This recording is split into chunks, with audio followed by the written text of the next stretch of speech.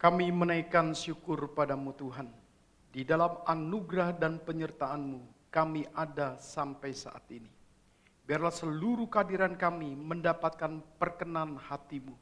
Dan biarlah kami mendapatkan pertolongan daripada Allah Roh Kudus untuk kembali belajar akan firman, mengerti firman, dan menghidupi seluruh firman ini dalam seluruh kehidupan kami. Kami mau menyerahkan hamba-Mu yang memberitakan firman. Urapi dan Kau pakai dia Tuhan untuk menjadi alat kebenaran-Mu dalam menyampaikan suara hati-Mu. Dan kami serahkan untuk gedung ini dengan segala sarana prasarana Tuhan kuduskan untuk menunjang jalannya ibadah umum dan juga sekolah minggu, dan nanti ada aktivitas yang lain juga Tuhan memberkati. Kami serahkan Bapa untuk seluruh kebaktian di seluruh dunia, gereja-gereja Tuhan yang sejati, hamba-hamba-Mu sejati. Engkau mengurapi, Engkau memberkati. Dengar seruan doa kami ya Tuhan, dalam nama Tuhan Yesus Kristus, Tuhan dan Juru Selamat kami yang hidup, kami berdoa. Amin. Silakan duduk. Kita akan bahas tentang kesatuan Kristus. Ya, ini tidak bisa selesai untuk satu kali, mungkin bisa 2-3 kali. Ya. Dan kita akan bersama-sama membaca dari Efesus 2 ayat 14 sampai dengan 17 bagian yang pertama. Saya akan baca ayat 14, Bapak Saudara lanjut ayat 15 Efesus 2. Demikianlah firman Tuhan. Karena dialah damai sejahtera kita yang telah mempersatukan kedua pihak dan yang telah merubuhkan tembok pemisah, yaitu perseteruan.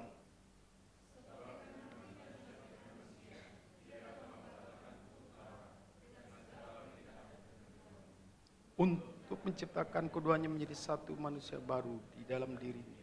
Dan dengan itu mengadakan damai sejahtera. Dan untuk memperdamaikan keduanya di dalam satu tubuh dengan Allah oleh salib, dengan melenyapkan perseteruan pada salib itu.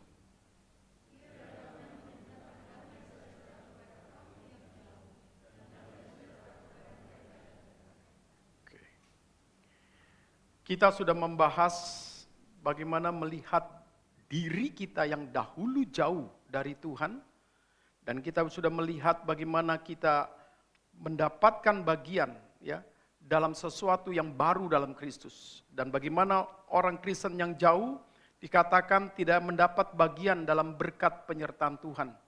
Pelan the presence of God ini adalah sesuatu yang sangat penting sekali, yang memampukan manusia melewati kelemahan diri, keterbatasan diri, yang sanggup untuk melewati tantangan-tantangan alam. Tetapi kalau orang itu jauh daripada Tuhan, maka dia akan mengandalkan dirinya sendiri yang mungkin banyak kegagalan dan yang lain-lain. Kedua, orang yang jauh daripada Tuhan itu hidup tanpa Kristus. Maksudnya hidup itu masih di dalam manusia lama, tidak mencintai kekudusan, tidak mencintai satu hidup yang benar. Ya, kemarin kita bahas di acara remaja, yaitu Daplek Gracia.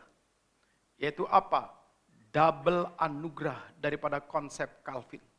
Yohanes Calvin mengatakan, ketika orang lahir baru, dapat double anugerah, kebenaran dan kekudusan secara status. Tapi double anugerah akan merasakan satu anugerah yang membahagiakan. Jikalau orang yang mendapatkan ini sungguh-sungguh menyatakan sudah dibenarkan dalam Tuhan, maka dia hidup benar. Maka ketika dia mencintai hidup benar, dia akan terus menikmati kebahagiaan itu. Bukan karena berdasarkan apa yang kumiliki secara harta, tapi apa yang kumiliki secara harta rohani dalam anugerah itu.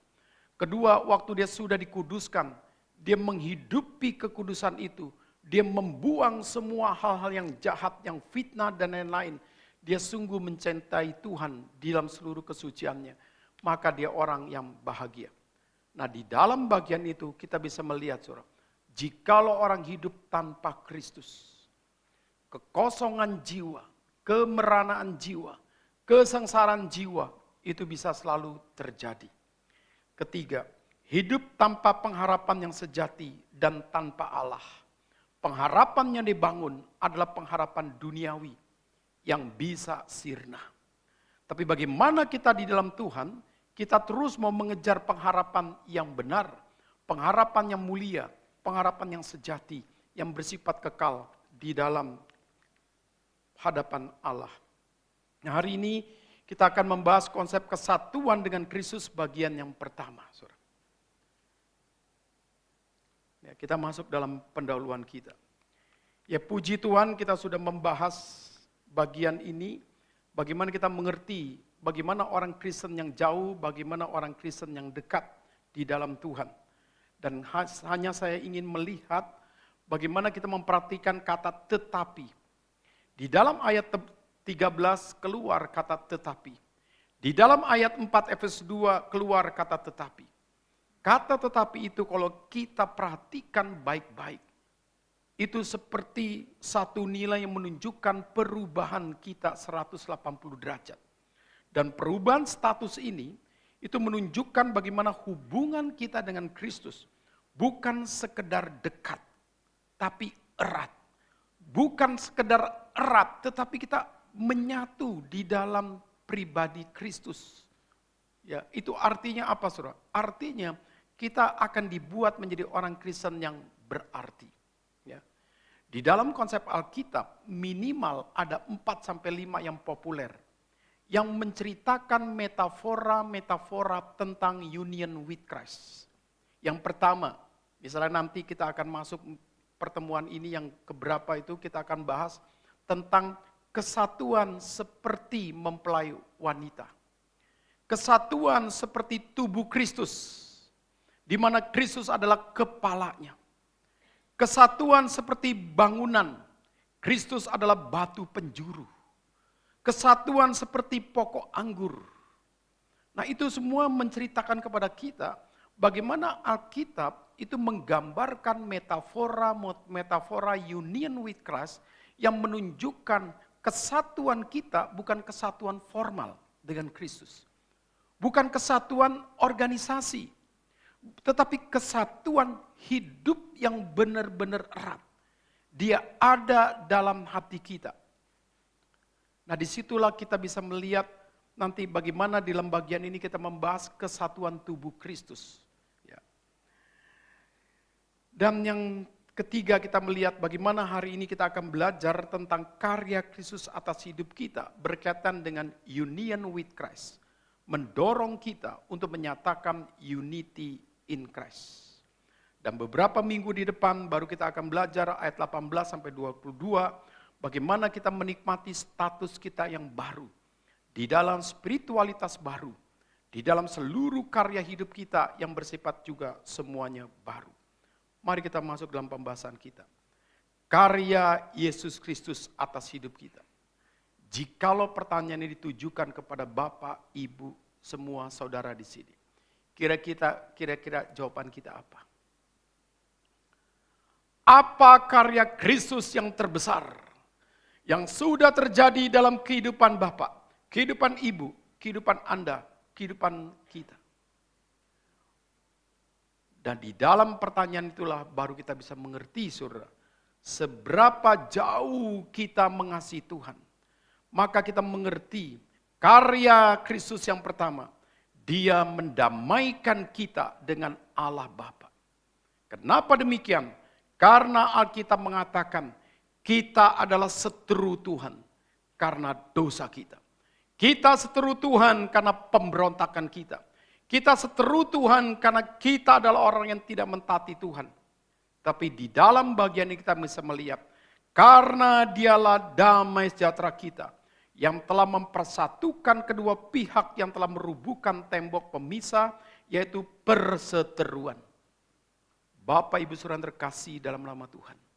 Metafora tembok di dalam bangunan itu menunjukkan pemisahan lahan, pemisahan ruang, pemisahan daripada sesuatu yang dimiliki oleh seseorang. Bayangkan Saudara, ada tembok-tembok yang membuat kita tidak bisa bersatu dengan Allah karena dosa. Ada tembok-tembok yang juga dibuat oleh manusia secara sosial. Kamu golongan ini, aku golongan ini. Kamu kelompok ini, aku kelompok ini. Jadi istilah tembok di dalam kacamata sosial itu menunjukkan manusia jahat karena membedakan manusia hanya karena sesuatu yang dibuat oleh manusia itu sendiri. Dan manusia juga kadang-kadang punya muka tembok. Yaitu apa? Sudah dikasih tahu bebal. Sudah diajarin gak ngerti-ngerti. Sudah berbuat dosa gak pernah rasa malu. Kenapa? Mukanya muka tembok. Nah di dalam bagian ini saudara, tembok ini adalah berbicara tentang sesuatu pemisah. Di mana hubungan ini kita dengan Tuhan, yang dicipta oleh Tuhan, itu mengalami keterpisahan karena dosa. Dan kita disebut adalah musuh-musuh Allah. Nah tembok ini siapa yang bisa merubuhkan? Usaha manusia dalam Taurat tidak mungkin. Karena manusia itu tidak sempurna. Usaha agama tidak mungkin. Karena agama itu tidak menyelamatkan. Usaha moralitas manusia tidak mungkin. Karena manusia tidak akan mencapai suatu perbuatan yang baik, yang benar, yang berkenan kepada Tuhan. Usaha pengetahuan filsafat tidak mungkin. Karena pikiran manusia sudah berdosa. Nah di dalam bagian inilah kita diberitahu oleh Paulus. Satu-satunya jalan Tuhan itu sendiri yang aktif. Menyerahkan tubuhnya untuk sebagai pengganti. Untuk dia mati di kayu salib, menggantikan kita semua. Jadi di dalam bagian ini kita diberitahu bagaimana kesatuan dengan Kristus, union with Christ, adalah kesatuan yang bukan mitos.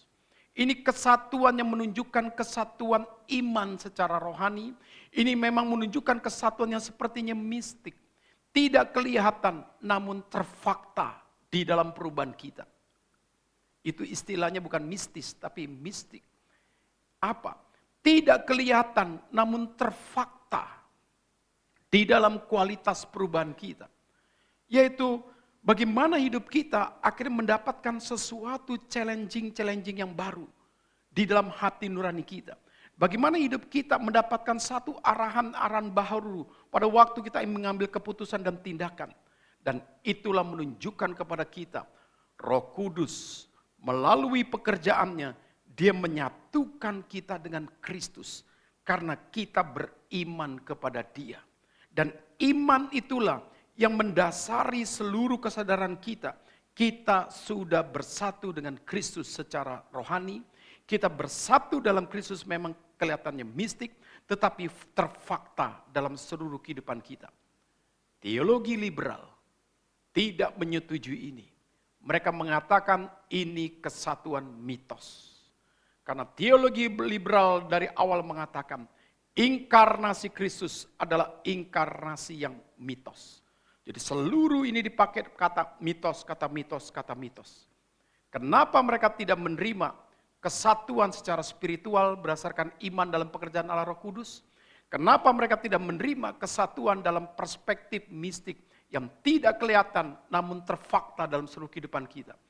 Karena mereka sendiri tidak mengalami pekerjaan Roh Kudus dalam hati mereka. Jadi di dalam bagian ini mereka pakai rasio, sehingga rasio itulah benteng mereka yang dimana menghalangi pekerjaan Roh Kudus tidak bekerja dalam hati mereka.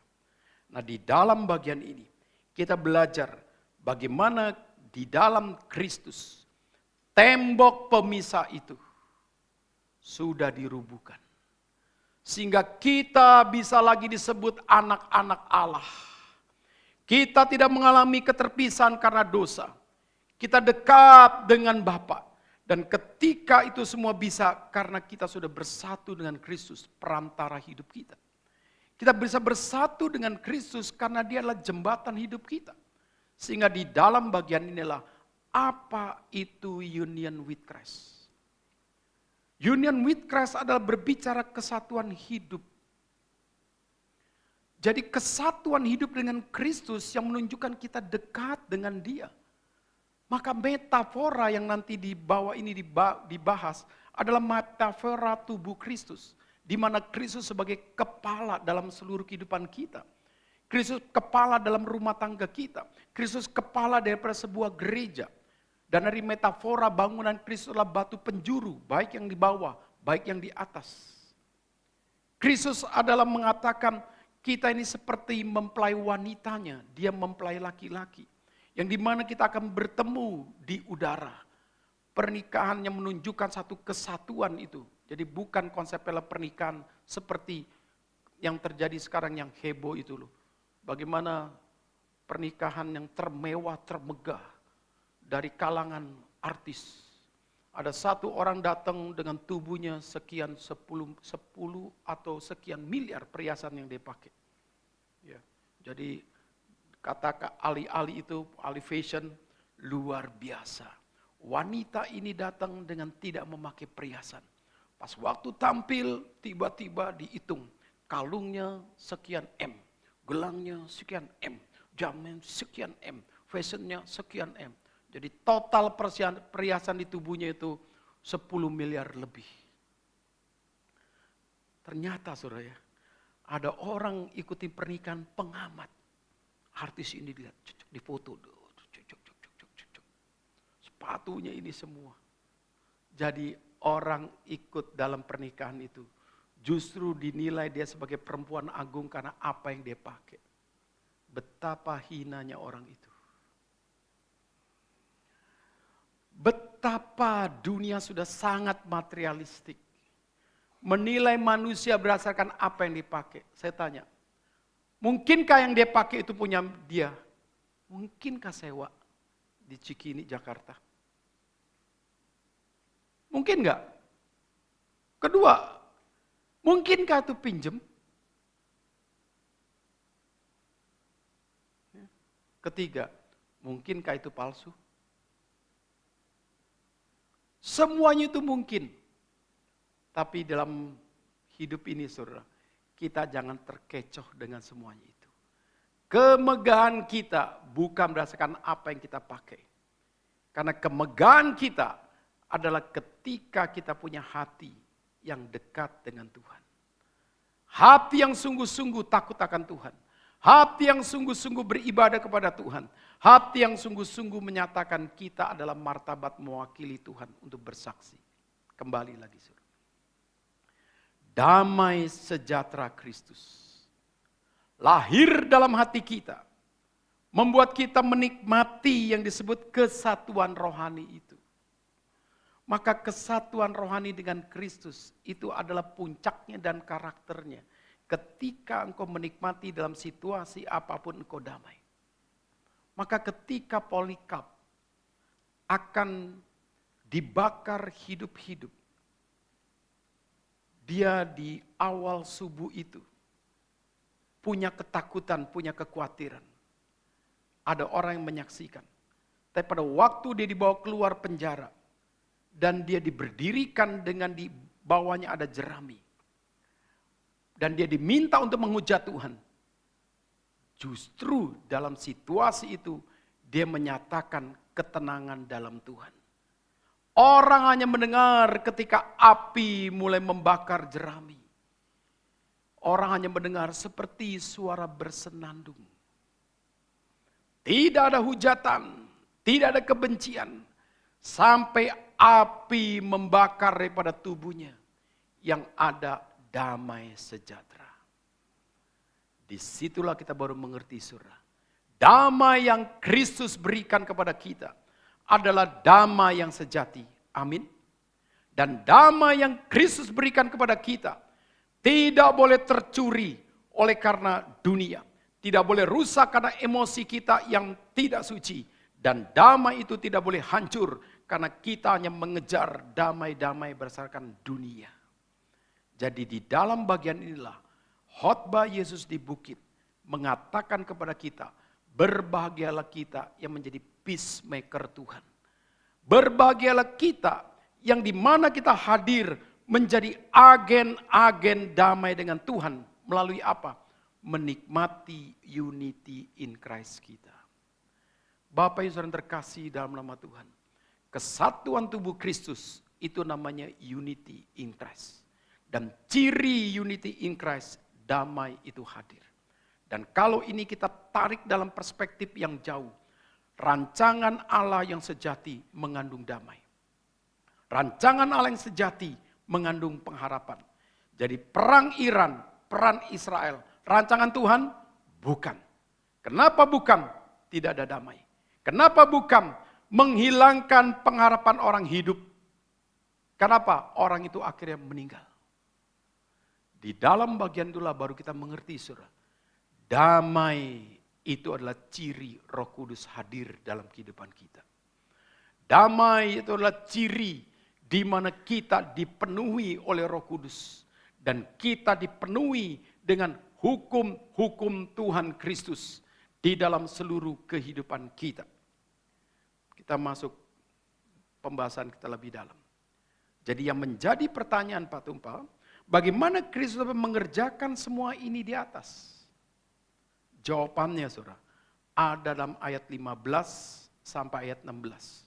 Hari ini kita hanya konsentrasi dalam ayat 15a. Membatalkan hukum Taurat. Beberapa minggu depan kita akan bahas menciptakan kita menjadi manusia yang baru, 15b. Mengadakan damai sejahtera. Mari kita bahas lebih dalam lagi. Membatalkan hukum Taurat dengan segala perintahnya. Beberapa hari lalu saya mendengar istri saya lagi melihat percakapan apologetika Islam dengan Kristen. Dan salah satu ahli agama mengatakan, bagaimana kamu bisa menyebut Kristus itu Tuhan? Dia membatalkan hukum Taurat. Tapi pada waktu saya mendengar yang menjawab itu, dia tidak mengerti dalam perspektif teologi. Bagaimana arti membatalkan itu, dalam poin apa dia membatalkan itu. Hari ini, Bapak Saudara akan lebih jelas, karena kita akan mendengar sesuatu yang benar. Nah, di sini kita akan melihat, apa maksud semua di atas? Bukankah dalam Matius 5 ayat 18-19 Yesus berkata, karena aku berkata kepadamu, sesungguhnya selama belum lenyap langit dan bumi ini, satu iota atau satu titik pun tidak akan ditiadakan daripada hukum Taurat sebelum semuanya terjadi. Karena itu, siapa yang meniadakan salah satu perintah hukum Taurat, sekalipun yang paling kecil, dan mengajarkannya demikian kepada orang-orang lain, ia akan menduduki tempat yang paling rendah di dalam kerajaan surga. Tetapi siapa yang melakukan dan yang mengajarkan segala perintah-perintah hukum Taurat, ia akan menduduki tempat tinggi di dalam kerajaan surga. Pertanyaan kita, jadi mengapa Paulus berkata demikian? Apa maksudnya? Apa maksudnya Paulus mengatakan, untuk kita bersatu dengan Kristus, maka disitu dikatakan digagalkanlah daripada hukum Taurat itu. Nah, di sini kita akan menjawab, saudara. Dalam konteks Injil, Matius, Yesus berbicara tentang hukum moral. Yang menjadi perbandingan antara orang Farisi dengan orang Kristen yang sejati. Maksudnya apa? Maksudnya, saudara, hukum-hukum moral itu sesuatu yang tidak boleh ditiadakan. Hukum moral yang vertikal adalah berbicara tentang hidupmu benar di hadapan Tuhan. Jadi tidak boleh kamu menyembah akan Allah-Allah yang lain. Tidak boleh kamu membuat satu patung-patung yang menjadikan pagan atau idol baru. Di dalam hukum yang kita dalam konteks sekarang, tidak boleh kita membuat satu benda atau kesukaan benda menjadi bagian hidup kita. Karena HP tidak sedikit mengikat kita. YouTube tidak sedikit itu mengikat kita. Film-film drakor tidak sedikit itu mengikat seluruh waktu kita. Dan yang lain-lain. Maka di dalam ayat selanjutnya kita bisa melihat ayat 5, 6, dan 10 itu berbicara tentang hukum secara kesucian dalam nilai horizontal. Nah, hukum itu tidak boleh ditiadakan.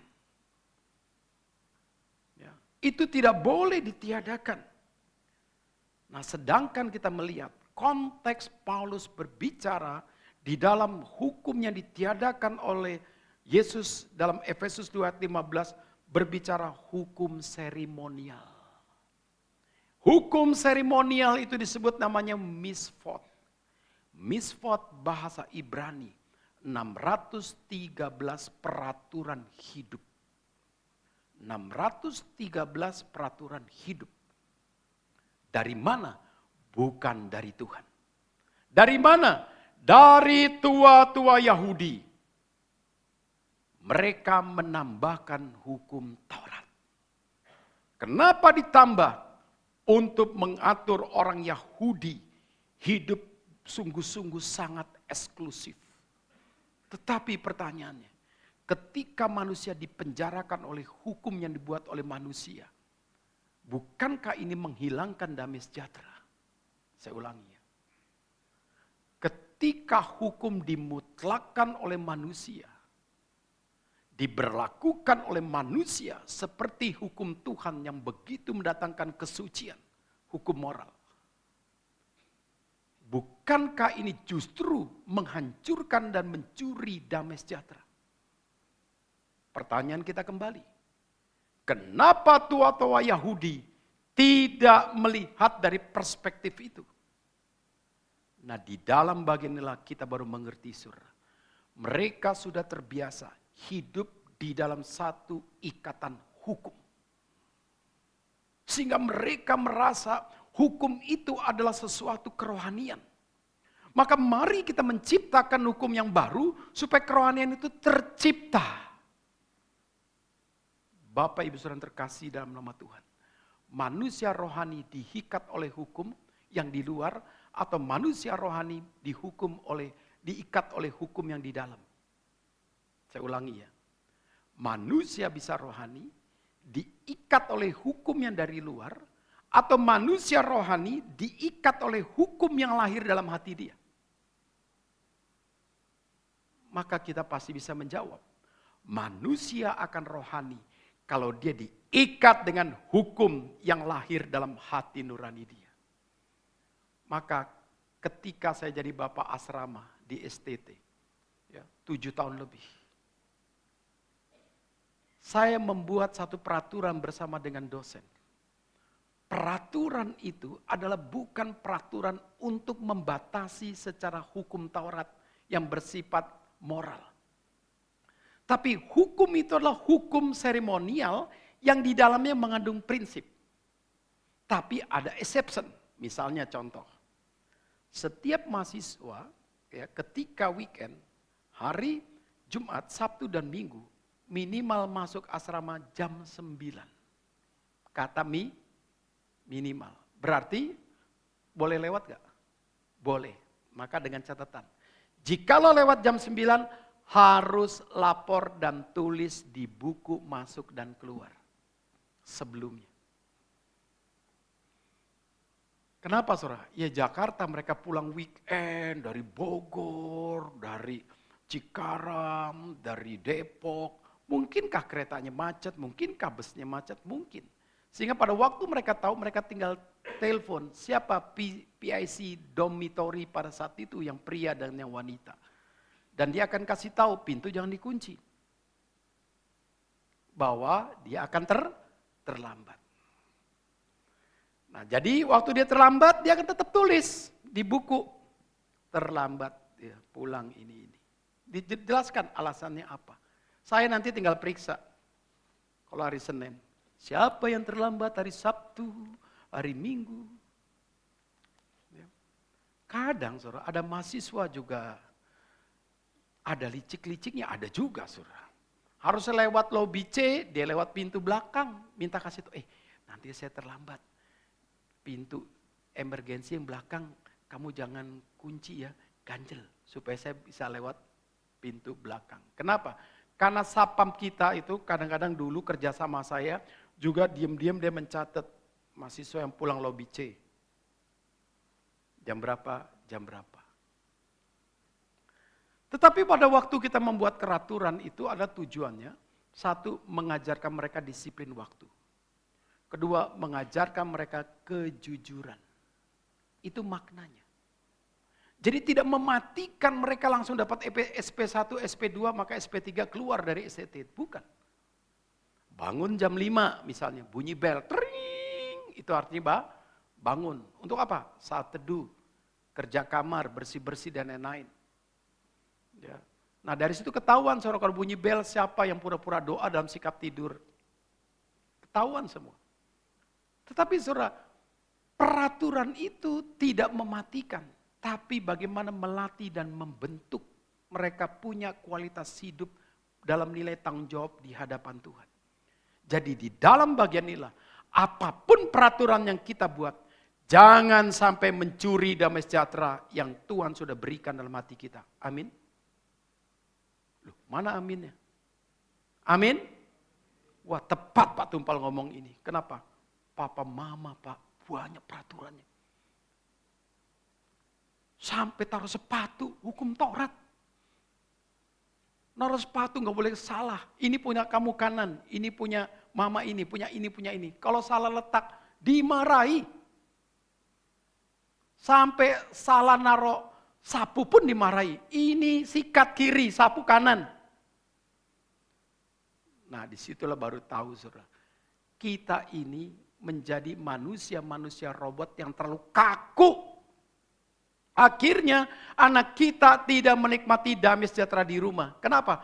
Ada pencipta hukum Taurat versi mama. Ada pencipta hukum Taurat versi papa. Kalau habis pakai mobil, semua bersih. Tidak boleh ada debu dan segala sesuatu. Dan segala sesuatu. Semua peraturan itu harus punya prinsip. Dan peraturan harus punya makna filsafat. Menciptakan keteraturan. Menciptakan damai. Menciptakan keharmonisan. Jadi jangan sampai peraturan dimutlakkan oleh manusia. Akhirnya mencuri damai sejahtera. Maka saya paling tidak suka bagaimana orang hidup karena peraturan yang dibuat oleh manusia. Banyak polisi, banyak pejabat-pejabat pemerintah, apalagi berkaitan dengan pajak, pengurusan SPT kita, berkaitan dengan segala sesuatu, cari-cari kesalahan kita. Kalau mereka dicari kesalahan oleh POM, lebih takut lagi mereka. Jadi saudara, di dalam bagian itulah, di sini kita diingatkan. Hai kamu orang Yudaism, kamu mengaku beragama, kamu mengaku kenal Tuhan, kenapa kamu menciptakan 613 misfot? Bukankah ini menjadikan engkau orang munafik? Bukankah ini membuat kamu hidup tidak damai? Contoh, di hari Minggu mereka tidak boleh masak. Masak yang sudah disiapkan di hari sebelumnya. Ya. Dan di hari mereka Sabat, mereka tidak boleh berelasi dengan tetangga. Di hari Sabat mereka tidak boleh bertukaran pinjaman-pinjaman apa-apa. Tetapi saudara, orang Yahudi kalau bikin rumah, di belakang punya pintu bersama. Yuk kita bikin pintu bersama. Sehingga setelah pulang hari Sabat, bersekutu di belakang ibu-ibu, anak-anak bermain, bisa tukeran, pinjem garam dong, ini bisa. Nah bukankah itu menciptakan satu kemunafikan?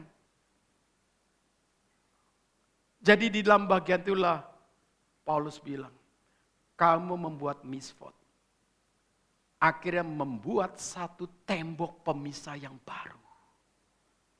Akhirnya orang Kristen non-Yahudi merasa terpojokkan. Karena kamu merasa kamu orang spesial. Nah di dalam bagian inilah dikatakan oleh ahli filsafat sosiologi. Kejahatan manusia ketika dalam pikirannya sudah membandingkan. Kamu orang ini, kamu orang ini. Aku orang ini. Saya ulangi. Kejahatan di dalam sosiologi ketika kita manusia sudah punya tembok pemisah di mind kita. Di dalam konsep inilah Kristus harus menyucikan cara berpikir kita. Sehingga jangan sampai kita mengatakan kamu orang berarti karena begini. Kamu orang agung karena begini. Jangan. Maka tadi saya bilang. Saya buka Kompas.com, saya baca ini. Yang ada berita trennya adalah pernikahan di JCC. Ya, nggak ada berita yang top. Nah di situ saya coba lihat kenapa sih fenomenal. Wah ternyata pesta pernikahan seperti konser. Yang datang selebriti, pejabat, apa ini semua. Orang-orang besar, orang agung, orang ini. Yang disorot orang-orang gini. Kalau kita diundang, terus kita datang dengan pakaian biasa. Terus kita datang sama Gojek misalnya. Ada gak wartawan nyorot? Nggak ada. Kenapa? Karena tidak fenomenal. Jadi di dalam bagian itulah surah, kita sekarang masuk dalam dunia materialistik, kita masuk dalam dunia hedonis, kita masuk dalam dunia post-truth, di mana kebenaran dimiliki oleh sekelompok orang yang menyatakan itu adalah satu kebenaran. Maka kita tidak salah kita mengatakan apa yang dikatakan oleh Jacques Ellul. Dunia publik sekarang menjadi dunia yang jahat. Karena dunia dikuasai oleh yang berkomunitas yang merasa punya uang. Dunia publik tidak lagi menciptakan satu ruang untuk manusia itu menikmati sesuatu yang benar. Jadi dalam bagian inilah surah kita sekarang ada dalam nilai dunia sosial yang punya pilah-pilah. Tapi celakalah ini jikalau ada di gereja. Pemisahan-pemisahan karena suku itu adalah kejahatan sosial. Setuju? Mungkinkah ada orang Kristen pada waktu dia bekerja menjadi HRD, waktu dia bekerja menjadi seorang direktur, memberi gaji pun karena lihat muka, lihat suku? Saya tanya fair ini. Mungkinkah ada orang Kristen, ngaku Kristen, waktu menerima seorang bekerja, memberikan gaji, fasilitas dan lain-lain, melihat muka, melihat asal suku, melihat hal yang lain-lain, mungkin nggak? Mungkin.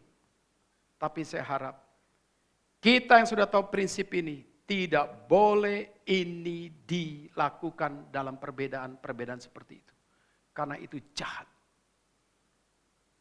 Perbedaan ada dalam human capital. Perbedaan boleh ada dalam nilai meritokrasi.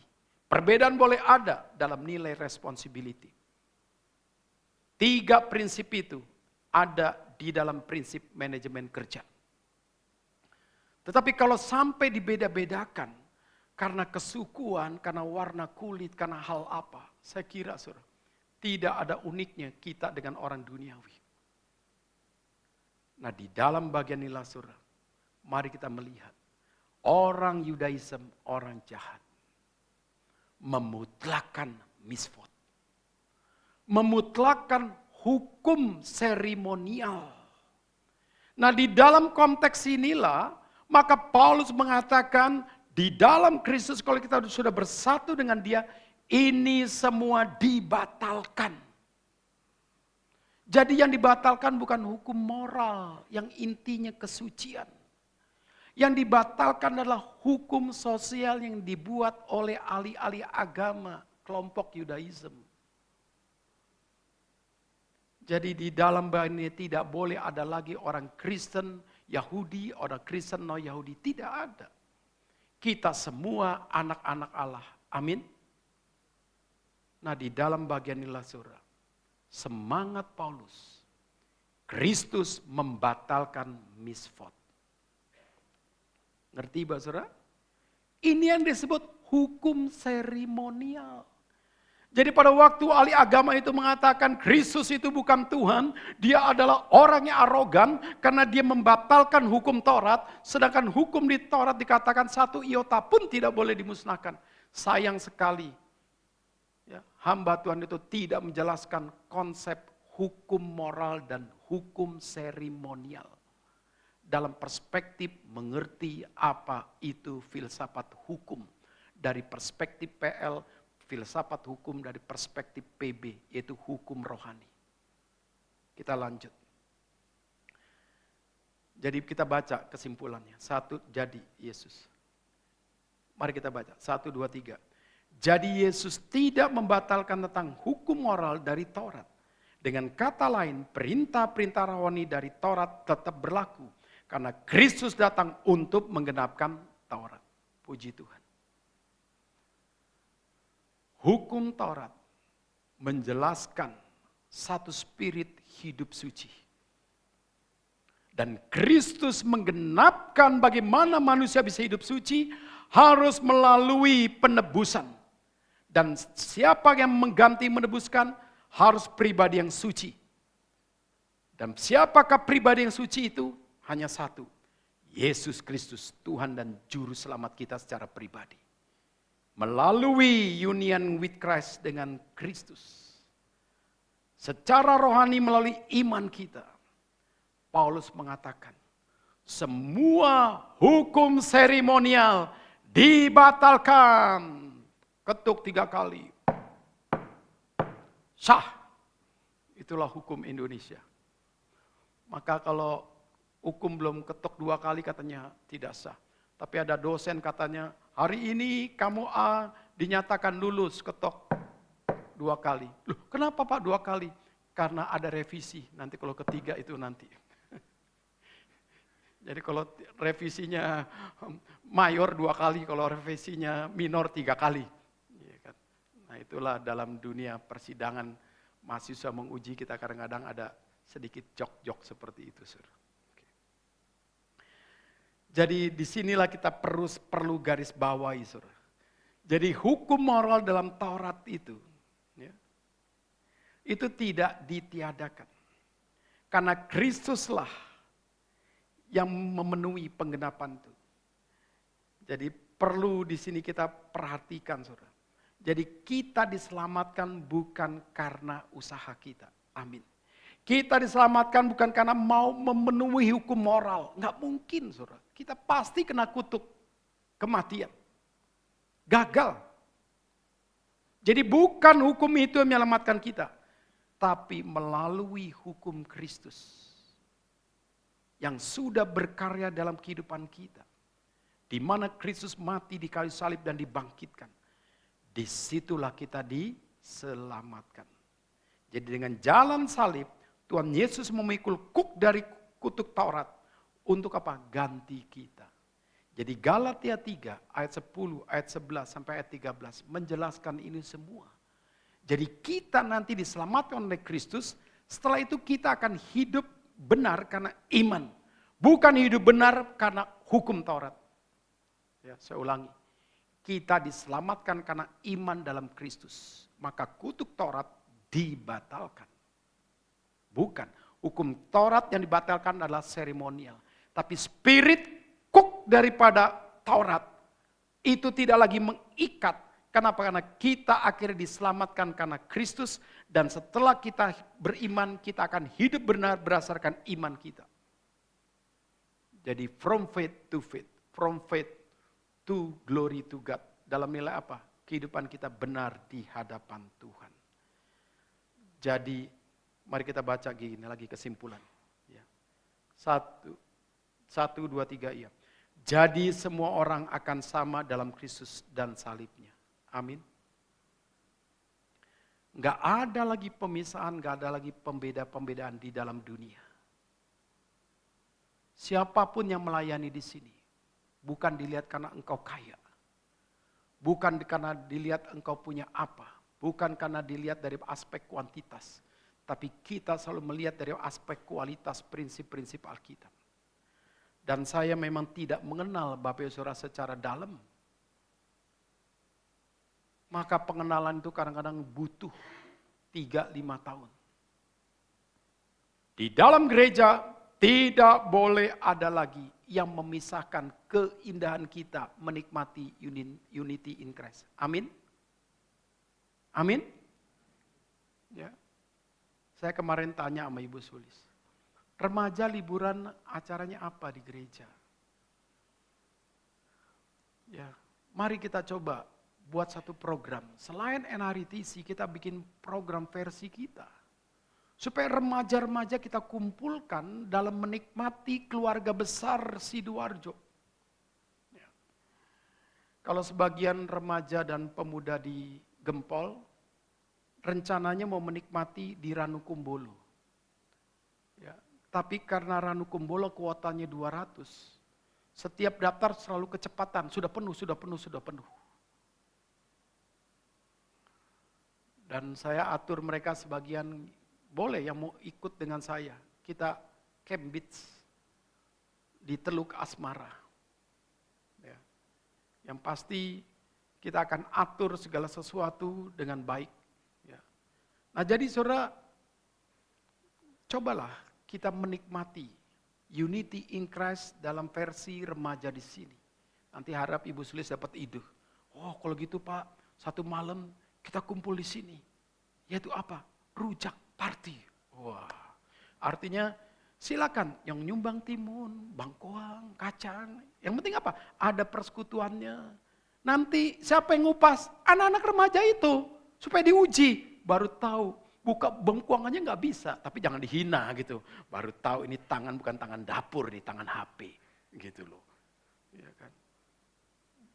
Ya, jadi yang penting kita coba menikmati bersama. Ayo ini kacang kamu ulek. Loh Bu gimana nguleknya gitu kan. Nah, baru tahu tanganmu bukan tangan dapur. Tangan HP. Ya kan? Nah jadi pelan-pelan kita didik saudara. Jadi akhirnya kalau kita ngadakan rujak itu sebetulnya bukan langsung disiapkan. Indahnya prosesnya. Jadi dia bawa, dia kupas. Setelah itu dibentuk sama-sama. Diajarin nanti Ibu Sulis, ini kacang, habis itu ini asam, ini sambal, ini diajarin. Setelah itu ditutup lagi mungkin. Habis rujak party, kita es krim party. Yang nyumbang siapa? Pengurus-pengurus. Ya kan? Dan pengurus datang. Akhirnya apa saudara? Ada remaja, ada pengurus duduk diam, mengenal anak remaja dalam pergumulannya. Nah itulah implikasi unity in Christ. Jadi dalam bagian inilah saudara, kita harus bisa menciptakan dan bisa mengakomodasi remaja yang akan bermutu menjadi pemuda, pemuda akan kita persiapkan menjadi pemimpin masa depan yang cemerlang. Siapa yang menyiapkan? Gereja. Jadi di dalam bagian inilah damai sejahtera Kristus hadir dalam kita.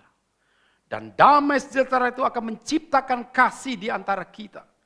Jadi di dalam damai sejahtera menciptakan kasih, tidak ada lagi perbedaan suku, tidak ada lagi perbedaan warna, tidak ada perbedaan secara apa yang kau miliki.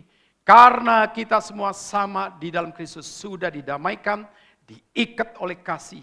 Dan salib Kristus menyatakan itu semua. Amin. Jadi di dalam bagian ini kita mengatakan puji Tuhan. Kristus mendamaikan kita dengan Allah Bapa. Dan damai itu lahir dalam hati kita. Untuk kita bawa damai itu dalam kita menikmati relasi dengan Bapak Ibu Saudara di tempat ini. Dan damai itu saya bawa di rumah untuk hadir bagaimana menciptakan rumah yang hadir damai sejahtera. Dan damai itu harus menjadi satu nilai hidup saya, model saya. Karena saya sekarang menjadi peacemaker Tuhan. Saya menjadi agen-agen damai sehingga orang yang belum mengenal Kristus, orang berdosa, orang yang tidak sungguh-sungguh tahu tentang Allah, ku perkenalkan apa yang disebut damai sejati itu. Nah disitulah kita baru melihat, semakin engkau mengasihi Tuhan, engkau akan semakin mengasihi orang lain untuk hidup dalam damai Tuhan. Semakin kita mengasihi tubuh Kristus di Sidoarjo ini, semakin kita mau bersama-sama hidup untuk memunculkan akan hal yang menyenangkan Tuhan. Amin. Jadi apa yang kita pelajari? Bagian yang pertama kita baca. Nanti saya jelaskan sepintas. 1, 2, 3 iya. Karya Tuhan Yesus atas hidup kita luar biasa besarnya. Tidak bisa dibandingkan dengan apapun yang berharga di dunia ini. Tuhan Yesus merubuhkan tembok-tembok pemisah buatan tangan manusia. Dan menciptakan komunitas orang beriman dalam ikatan kasih. Tubuh Kristus. Maka ayat selanjutnya nanti kita akan belajar. Metafora union with Christ. Tubuh Kristus. Di mana Kristus menjadi kepalanya. Dan tubuh Kristus yang paling kecil dalam perspektif teologi Puritan adalah keluarga. Keluarga adalah unit gereja yang terkecil. Ada papa, mama, ada anak-anak. Itu adalah tubuh Kristus yang kecil. Tubuh Kristus yang besar adalah gereja secara komunitas yang berbeda-beda latar belakangnya, tapi kita sama dalam Kristus dan perlu yang kita garis bawahi. Ini komunitas orang beriman. Bukan komunitas pemain pingpong. Bukan komunitas jalan pagi. Bukan komunitas yoga. Bukan komunitas basket. Bukan komunitas badminton. Komunitas orang beriman. Jadi, waktu Bapak Saudara berkomunitas, harus ada ciri-ciri firman. Waktu Bapak Saudara berkomunitas, harus ada ciri kasih yang mengikat. Bukan kesamaan hobi. Bukan hal-hal yang kita miliki secara materi. Tapi ikatan semua adalah kasih. Maka di mana ada kasih, kata Paulus dalam 1 Korintus 13. Disitulah tidak boleh ada pertempuran. Kasih menutupi banyak dosa. Kasih membuat kita selalu belajar untuk apa? Berdamai. Kasih membuat kita akan terus bisa sabar. Jadi komunitas kasih adalah komunitas yang melihat damai Tuhan harus memimpin seluruh kehidupan kita. Saya ulangi. Komunitas kasih adalah komunitas yang menyatakan damai Tuhan harus memimpin seluruh kehidupan kita. Amin. Bukan damai, uangnya piro. Ya, kalau kita ketemu oknum di jalan kan begitu. Pak minta maaf, iya sih nggak apa-apa minta maaf. Yang penting piro. Itu loh. Saya paling gemes loh ketemu polisi-polisi begini. Ya, makanya saya ditilang sekali Surabaya, terus berapa minggu di situ, deket mau ke GOR tuh. Dari Citra Garden kan kalau lewat rumah sakit Delta kan paling enak kiri lagi kan, gitu kan. Karena di situ macet. Pas saya mau terusin ke jalan sana, di stopin polisi. Saya ikuti saja dengan senyum, dengan tenang. Suruh parkir. Diminta STNK, kasih STNK. Diminta SIM, kasih SIM. Setelah itu dibalikin, ya puji Tuhan. Ini kan. Tidak perlu ditakut-takuti. Ini kan. Kita harus cerdaskan saja, Saudara. Ya, setelah itu dikasih. Saya bilang, oke Pak, nanti kalau berapa minggu saya lewat ini, tolong Pak ya ada pelangnya ya. Kalau tidak ada pelang, berarti Bapak tidak menegakkan hukum. Hukum itu tertulis dan terpancang, Pak. Ya. Jadi Saudara, disitulah saya kadang-kadang kalau ketemu polisi itu nggak mau berdebat, Saudara. Kenapa? Berdebat mereka tuh kadang-kadang nggak ada ujung-ujungnya kalau uangnya piro. Ya memang ada polisi yang baik, tapi ada polisi yang juga modelnya kayak begini. Masa jaga di pinggir jalan pakai helm? Ya kan? Masa nilang kita pakai helm? Memang ada COVID, penyakit. Ya kalau lagi jaga semua muka dikasih dong, kasih tunjuk dong, hidungmu, alismu semua. Ya kan? Masa takut sih difoto? Ya kan? Maka kalau bahasa lain kali kalau ditilang, HP jangan lupa, ya kan? Taruh di sini, balikin kameranya ke sana. Pak, sorry ya, saya hidupin HP. Ya, iya Pak, gimana Pak? Gitu. Jadi psikologi attack atau psikologi kejut.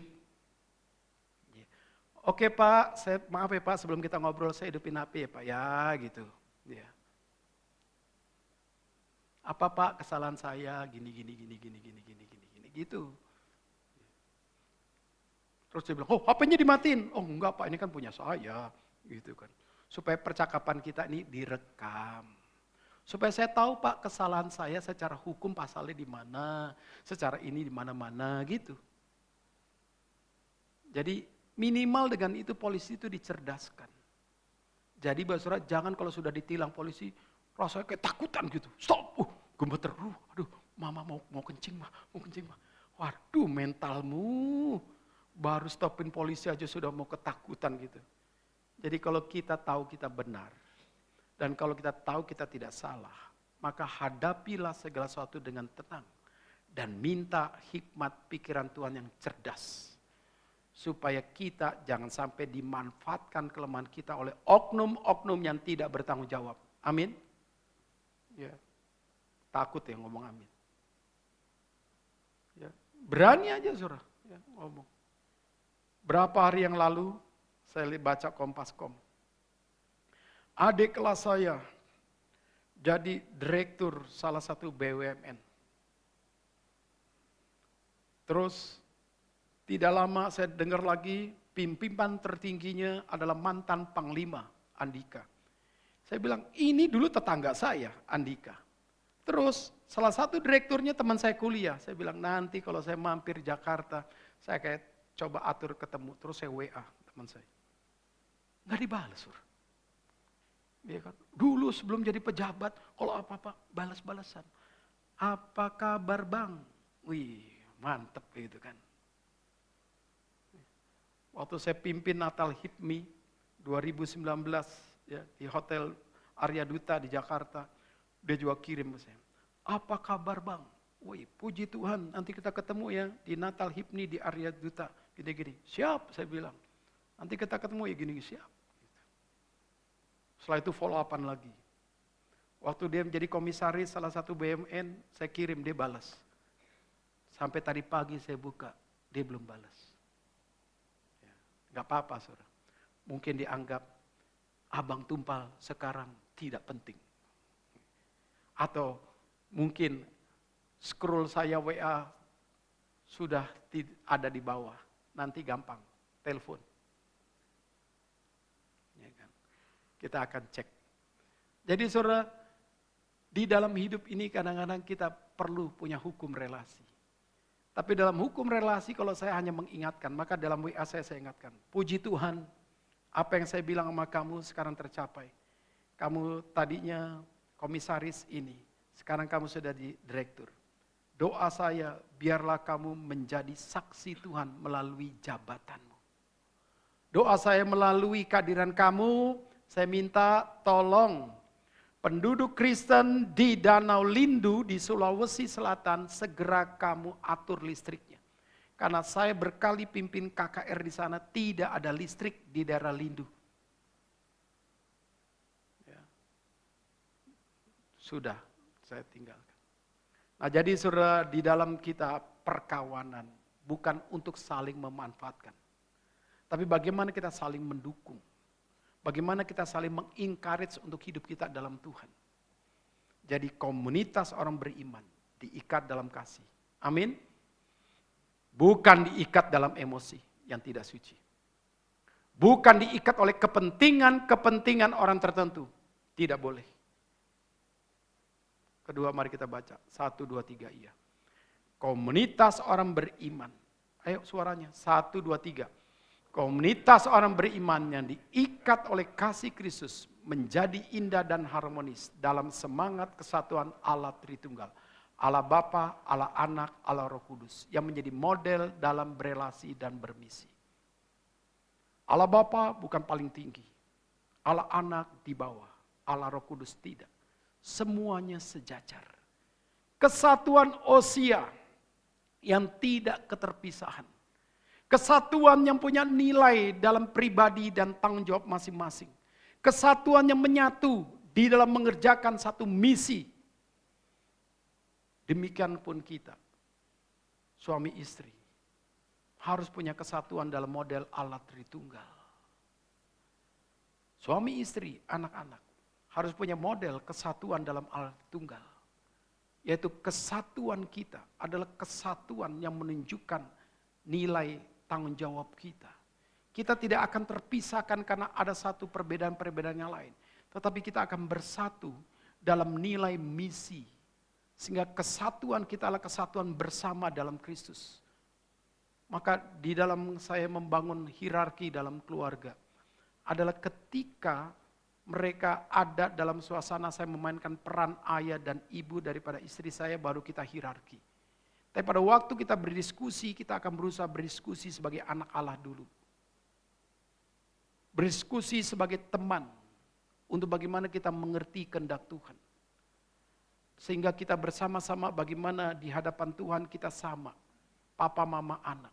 Untuk bergantung kepada Tuhan sebagai kepala keluarga kita.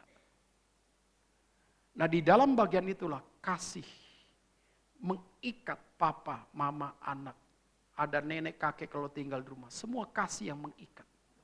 Jadi kalau udah ada kasih mengikat, nggak ada kita melayani itu hitung-hitungan. Nggak ada kita mau berkorban tuh hitung-hitungan. Semua yang kita kerjakan berdasarkan sukacita. Jadi bagaimana Allah Tritunggal bersatu dengan indah. Tidak ada chaos. Tidak ada miss di antara mereka. Ya. Tidak ada sesuatu kekacauan.